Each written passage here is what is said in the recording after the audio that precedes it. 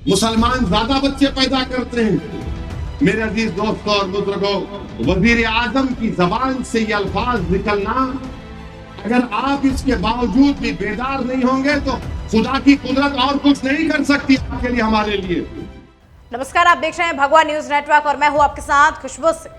AIMIM chief Asaduddin Owaisi ने मुस्लिमों को घुसपैठी कहने और सबसे अधिक बच्चे वाले PM मोदी और अमित शाह के बयानों को लेकर के निशाना साधा है।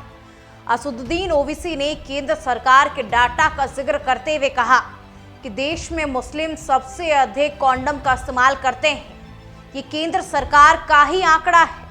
इसके बाद भी बहुसंख्यकों को डर दिखाया जाता है कि मुस्लिम आबादी में उनसे ज्यादा हो जाएंगे।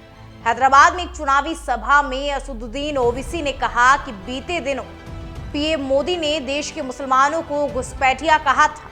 घुसपैठिया वो होते हैं जो बाहर से बिना इजाजत लिए देश में घुस आए।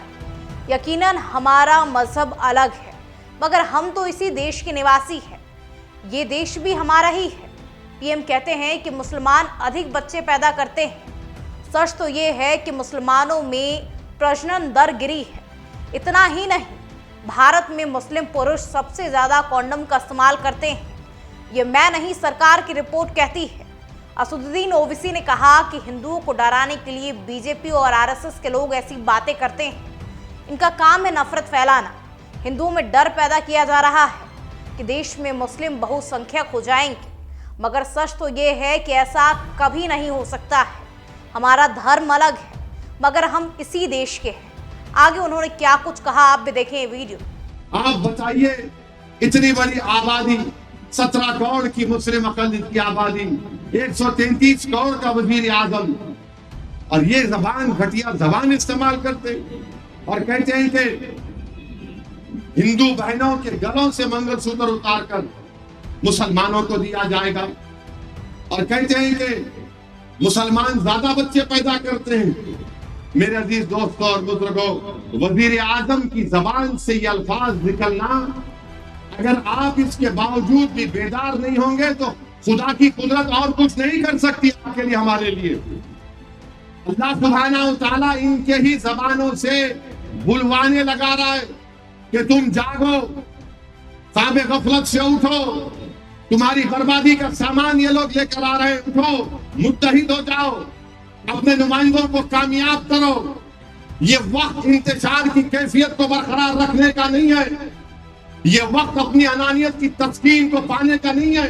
ये वक्त एक शीशा पिलाई हुई दीवार की तरह खड़े होने का है, और अगर आप शीशा पिलाई हुई दीवार की तरह खड़े हो जाएंगे तो मुल्क को बचा पाएंगे। वरना आज मुल्क में नफरत इतनी फैल चुकी है कि उत्तर प्रदेश के यूनिवर्सिटी में एक इम्तिहान में, आंसर शीट में 4 बच्चों ने इम्तिहान का क्वेश्चन पेपर का जवाब नहीं लिख दिया जय श्री राम, और एग्जामिनर ने उनको 50% मार्क्स दे दिए, क्योंकि एग्जामिनर को मालूम था कि मुल्क का वजीर आजम सुबह शाम मुसलमान माइनॉरिटी करता है, उसको अपनी जान प्यारी थी, और 50% मार्क्स मिल गए उनको। बताओ आप क्या है भाई।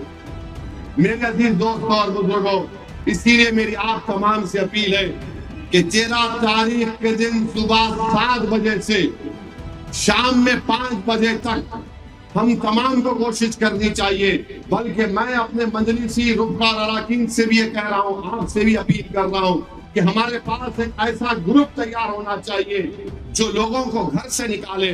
अगर आज के इस मजमे से अगर कोई लोग ये तय कर ले कि मैं अपने मोहल्ले के 5 घर के लोगों को ले जाकर और दलाऊंगा, 5 घर की जिम्मेदारी मेरी है, तो यकीन जानिए हमारा पोलिंग परसेंटेज 45% नहीं होगा, 70-80% तक जा सकेगा इंशाअल्लाह ताला।